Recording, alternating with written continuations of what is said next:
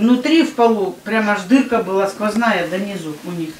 Пенили потом там строители.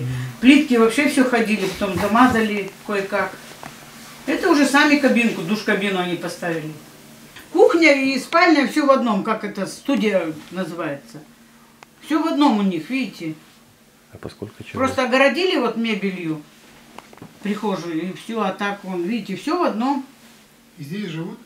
А? Сколько человек вы сказали? Трое. Трое. Но тут 21 квадрат у них. И втроем. Полы-то разные, мальчики и девочка, брат с сестрой и мама еще. Вот они все втроем спят на диване. Тяжело. А куда поставить? Ну сами посмотрите, некуда поставить им больше диван. Туалет. Вот он.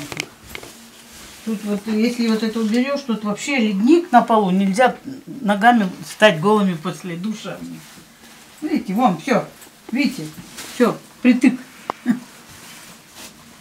Не повернешься, не развернешься.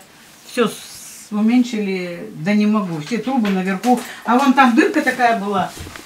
Вон, видите, вон пена. Она сквозная, прямо туда в землю шло. И улицу видно было. И как это было и мыться тут. Вот все деньги израсходовали на всякие бытовые. Тут трубы все открыто было. Были трубы. Видите? Балкон, а что балкон? Вот. Можете посмотреть балкон. Это название только одно балкон. 2 шага вперед, 2 шага назад. Там стройка. Ничего хорошего нет, конечно. Забили нас туда. Лучше бы дали старое место, построили, да дали бы там. Да, далеко ездить, во-первых. Автобусы очень сейчас плохо ходят. Плохо? Да. Вот позавчера я стояла, полчаса ждала. Далеко надо. Что же, это расходы все, дорога-то. Учатся он, они в городе, работают в городе.